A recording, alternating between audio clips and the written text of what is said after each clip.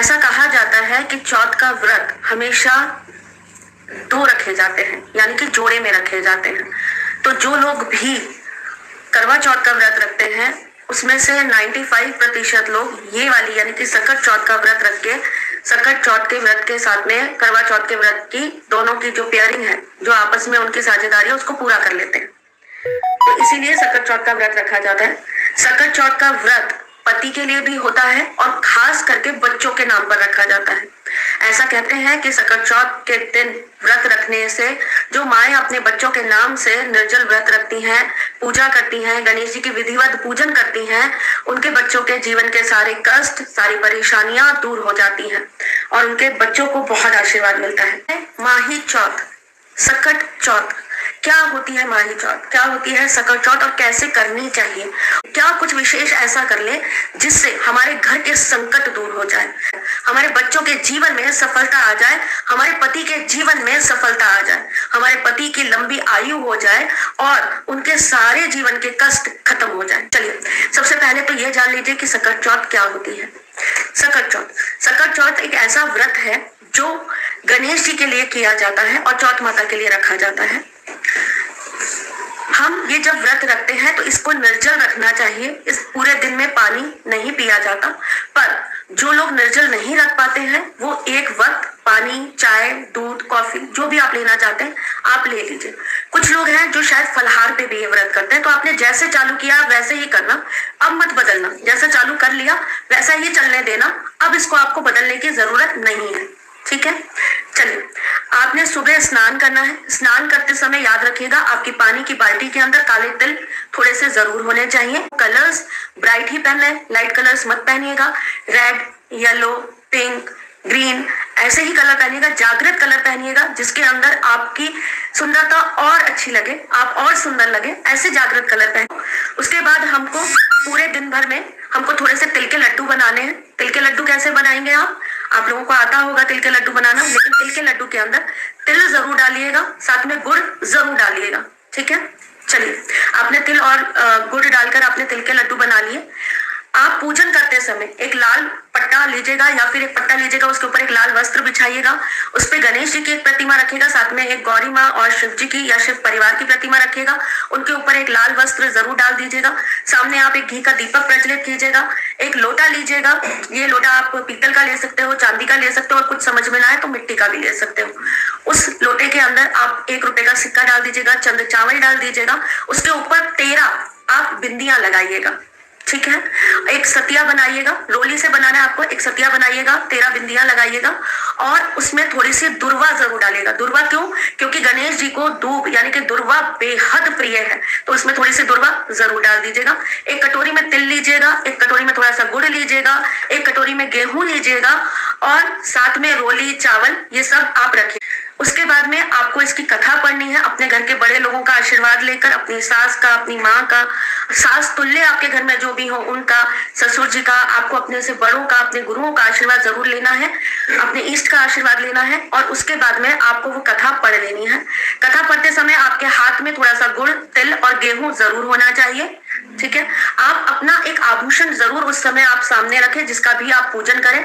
ऐसा करने से कहते हैं कि पति की तरक्की होती है, उनके जीवन में सुख समृद्धि आती है, बरकत होती है, तो ये कार्य आप कल जरूर करें। चंद्रमा का पूजन भी बहुत विशेष महत्व रखता है। चंद्रमा को देखकर ही कल का व्रत खोला जाता है और चंद्रमा को देखने के बाद उनका पूजन कर ही व्रत को संपूर्ण किया जाता है। व्रत में एक विशेष चीज ध्यान रखिएगा, जब आप व्रत खत्म करें तो आप दूध, दही या छाछ से बनी हुई कोई भी चीज का सेवन मत करिएगा। ऐसा करने से इस व्रत में कहीं ना कहीं आप एक तरीके से अपने ऊपर एक नेगेटिव इम्पैक्ट ले रहे होते हैं, तो ये कार्य मत करिएगा। आपके बच्चों के जीवन में आए हुए बड़े से बड़े कष्ट दूर हो जाएंगे। कल का व्रत माएं करती हैं, अपने बच्चों के लिए करती हैं और उनकी तरक्की के लिए, उनकी दीर्घायु के लिए करती हैं। तो क्या आपको ऐसा करना है जिससे आपके बच्चे का भविष्य और उज्जवल हो जाए? बहुत आसान तरीका बता रही हूँ। क्या करना है आपको बता देती हूँ। आपको आटा लेना है, एक कटोरी भर आटा ले लीजिएगा। आपको गुड़ का पानी बनाना है, देखिए मैंने बना के रखा है, ऐसे आपको गुड़ का पानी बना लेना है। साथ ही साथ में आपको दुर्वा का पानी बनाना है, यानी कि जो घास होती है उसका पानी बना लेना है। और सफेद तिल जो आते हैं वो आपको ले लेने हैं। आटे में सफेद तिल मिला लीजिएगा और दुर्वा और गुड़ के पानी से इस तरह से आप लड्डू बना लीजिएगा। मैं समय का अभाव होता है इसलिए मैंने पहले ही बना के रखे हुए हैं। इस तरीके से आप लड्डू बना लीजिएगा। अब आप सुनिए आपको क्या करना है। आपको ऐसे 13 लड्डू बनाने हैं, ठीक है। जैसी समस्या है उसके हिसाब से आपको इसके अंदर चीजें डालनी है।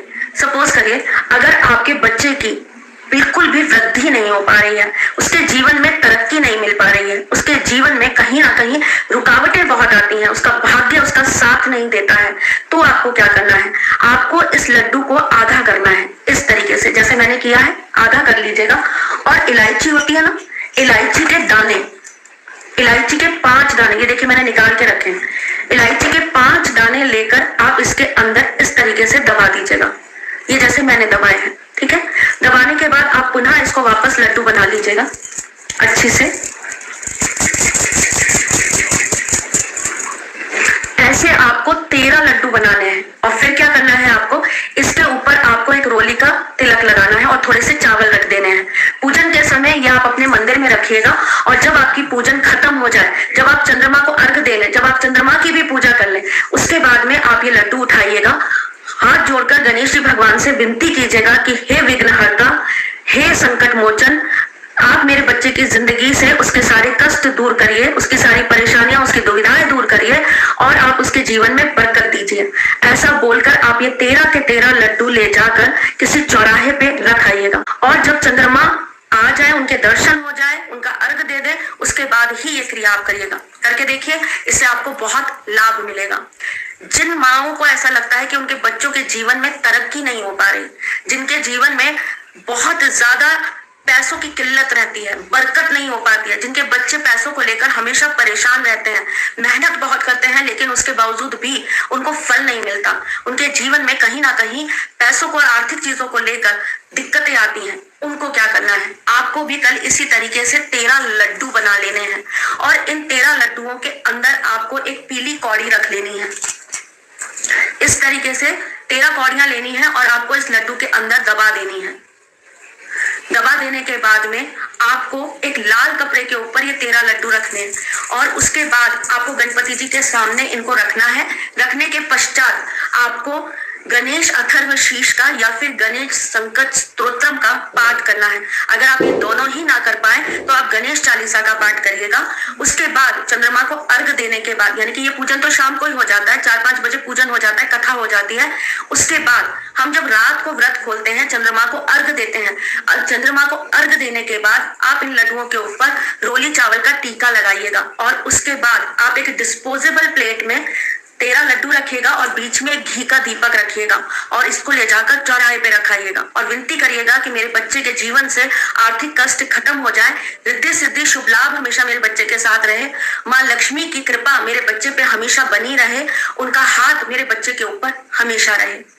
अब जो सॉल्यूशन देने जा रही हूँ वो देने जा रही हूँ उन लोगों के लिए जिनके बच्चे नहीं पढ़ते, बहुत जिद्दी हैं, छोटे हैं पर फिर भी वो उनको लेकर इतना परेशान है कि उनको ऐसा लगता है हमारे बच्चों के जीवन में पढ़ाई का बहुत अभाव है, विद्या की अपूर्ति लगती है, विद्या से उनको कहीं ना कहीं बच्चों को कहीं ना कहीं एलर्जी होती है और वो भागते हैं, बहुत जिद्दी है, बहुत ज्यादा पढ़ाई से मन चुराते हैं। उन माओं को कल के दिन क्या कर लेना चाहिए मैं आपको बताती हूँ। इसी तरीके से 13 लड्डू आपको तैयार कर ले। 13 लड्डू तैयार करने के बाद आप इसको बीच में से खोल लीजिएगा। उसके बाद आप जो हनुमान जी को और गणेश जी को जो सिंदूर चढ़ता है ना, ये पीला वाला सिंदूर होता है, देखिए दिख रहा है आपको, पीला सिंदूर ले लीजिएगा और इसी तरह चुटकी में आप ये सिंदूर इसके अंदर डाल के रख देना है और इसको बंद करना है। और बंद करने के बाद में आपको वापस से लड्डू बना देना है। लड्डू बनाने के पश्चात आपको अपनी कथा करनी है, पूजन करना है। आप अपना जो भी आप जैसे भी अपना पूजन कर रहे हैं वो कर लीजिए और उसके बाद चंद्रमा को अर्घ दे दीजिए। चंद्रमा को अर्घ देने के बाद में आपको ये 13 लड्डू एक साथ में एक बंद उसके अंदर रख देने, या तो आप कोई मिठाई का डिब्बा ले लीजिएगा जिसके अंदर आप रख दें, या फिर आप कोई कपड़ा ले लीजिएगा, या फिर आप कोई इस तरह का पेपर ले लीजिएगा जिसके अंदर आप ये एक साथ में बांध सकें। बांधने के पश्चात आप इसके ऊपर 7 रंग का धागा लगा देंगे। 7 अलग अलग तरह का जो धागा होता है, सतरंगी धागा जिसे हम कहते हैं, 7 रंग का धागा आप इसके ऊपर बांधेंगे। यानी कि जो डिब्बा है या कपड़ा है या जो पेपर है, कुछ भी है, आप उसके ऊपर वो 7 रंग का धागा बांध देंगे। अपने बच्चे के सिर से 7 बार घुमा दीजिएगा और ले जाकर उसको चौराहे पर रखाइएगा। करके देखिए, आपके बच्चे के पास विद्या आने लगेगी। अगर आप चौराहे पे नहीं रख सकते हो, या चौराहे पे रखने में आप लोगों को कोई दिक्कत आती है, कोई टोकता है, या आप लोगों के यहाँ पे चौराहे का प्रॉब्लम रहता है, तो सेम चीज आप किसी सुनसान जगह पे कर सकते हो या पीपल के पेड़ के नीचे भी कर सकते हो। चंद्रमा को अर्घ देते समय आपको कुछ विशेष चीजों का ध्यान रखना है। चंद्रमा को अर्घ देते समय ध्यान रखिएगा कि वैसे तो जब आप पूजन करेंगे उसी समय आप उस लोटे के अंदर थोड़ा सा गुड़, थोड़े से तिल डाल देंगे, पर चंद्रमा को अर्घ देते समय आप जो जल चढ़ाएंगे उसके अंदर थोड़ा से तिल और थोड़ा सा गुड़ जरूर डालिएगा, और उसके बाद में उनको अर्घ भी लगाइएगा। यानी कि उनको तिल और गुड़ थोड़ा सा चढ़ाना है आपको। गेहूं आप चढ़ा सकते हैं उनको।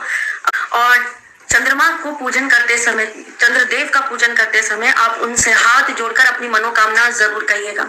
मैं फिर आऊंगी आपके पास में। आप लोगों को सकट चौथ, माही चौथ आप लोगों को बहुत बहुत मुबारक हो। आपका व्रत ठाकुर जी बिना किसी विघ्न के पूरा करें। आपके व्रत का आपको पूरा संपूर्ण लाभ मिले। आप सबके जीवन में खूब सुख समृद्धि आए। ठाकुर जी आप लोगों के जीवन में खूब खुशियां दे। आपके सारे कष्ट जल्दी जल्दी खत्म हो जाए और आपको अपने जीवन की सही राह जरूर मिल जाए। आपसे इजाजत चाहती है, फिर आऊंगी।